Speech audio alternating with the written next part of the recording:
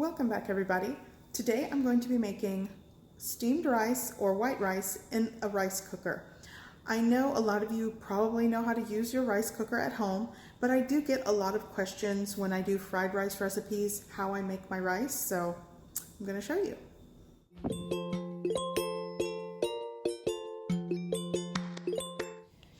Okay, so today I'm making rice in a rice cooker, and actually this is my rice cooker. This is what I currently use, and this is an old one that actually I think, yeah, this is an old one. You can see it's kind of scratched. I don't really use it, but we still have it. So if you have something similar to this, you're basically going to put it on your white rice setting, and it's preset cook time, so you're not going to have to like figure out how long to cook it. Typically, if you have different settings on your rice cooker like this, whereas this one is just cook or stay warm. I don't have different settings. But for something like this, you'll want to put it on the white rice setting. Okay, so here is my rice insert here. And each rice cooker comes with a cup like this. And this is basically your measuring cup. And they're probably universal, to be quite honest. So this is a 1 cup measure. I am going to measure 3 cups of rice. And I am using a medium grain rice because I have copious amounts of Korean medium grain rice. I have large bags. So that's why I typically use medium grain in my recipes, because I have lots of it. Now, here comes the fun part. You're going to rinse your rice until the water runs clear. That may take 3, 4, 5 rinses. So let's do that. Okay, so cold water. And I'm not even going to completely submerge it. I'm going to just add a little bit. And you just mix around the rice. You'll start to see how the water turns that milky color, and that's what you want. Eventually it'll get clearer. Now once your rice is kind of mixed for the first time, you're just going to discard the water. Sometimes, like for the last rinse, I'll use a fine wire mesh strainer to kind of help get everything out of the pot.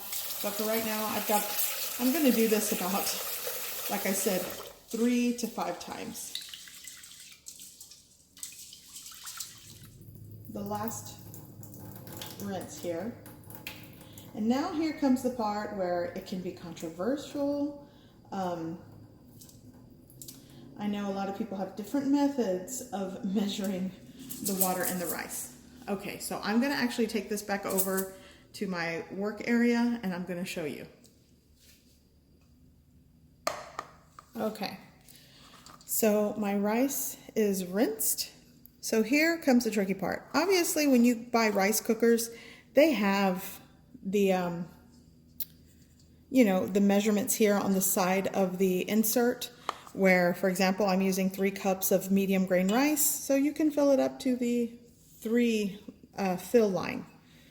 But a lot of you might know the method where you dip your finger and it comes up to like the first crease or like knuckle of your finger, and that's the amount you should use water-wise after rinsing your rice. So that's the method I'm going to use.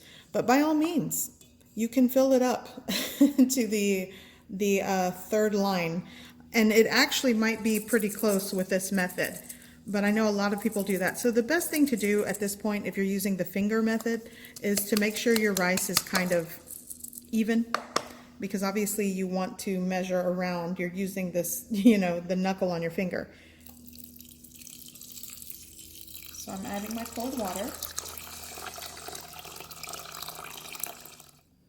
So yeah, that's kind of what we're looking at. You kind of go around and just make sure it kind of measures the same. But honestly, I mean, without using the finger method, if you take a look, it's 3 cups on the fill line. And just to give you an idea as far as water, what I added, I had 4 cups and I'm left with I'm left with 1.5 cups. So basically 2.5 cups of water is what I used. Now you can pre-soak this. Sometimes my husband, when he does this, he'll do exactly what I did, and he'll let this set for about 30 minutes before cooking. But I know a lot of us are like, hey, I need to get dinner on the table, or I just want to hurry up and cook. So I'm going to add it to the rice cooker, and I'll show you how it comes out. Okay. So I'm going to add my rice into the, and you'll notice I do not have any settings on this rice cooker. The reason why I bought this rice cooker, by the way, I'll put a link if I can find it below for you guys, is because I like that it had a stainless steel insert. A lot of the rice cookers, for example, the one that I showed you earlier, they have kind of like that Teflon coating or the nonstick coating, and eventually it wears and tears. My little cheapy one with the stainless steel insert seems to work best. Okay, so it's plugged in, and right away it goes to the warm setting. So to cook, I just click it to cook. Okay, so on my non-fancy rice cooker, when it's done, this switch will flip to warm, and that indicates that it's done cooking. Now, if you have one that has several options for cook time or different rice settings, then I know a lot of them have that little music that plays when it's done. Okay, so on my rice cooker, there's no fancy bells and whistles to indicate that it's done, only that this switch goes from cook and it pops up to warm, and that lets me know that it's done. Alrighty, so, okay, so moment of truth.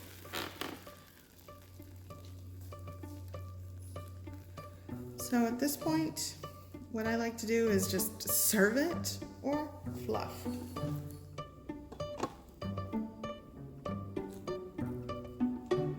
So here is rice cooker rice. Hopefully you use this method and it helps you. And I do like, whatever we don't eat, I like to store it in the refrigerator, and it makes great fried rice the next day. Cold, day-old rice. By the way, check out my egg fried rice video. I have some other fried rice videos as well. Shrimp fried rice, chicken fried rice. But this is pretty simple once you get the hang of it. I hope you give this recipe a try. I hope you like it. And thanks for watching.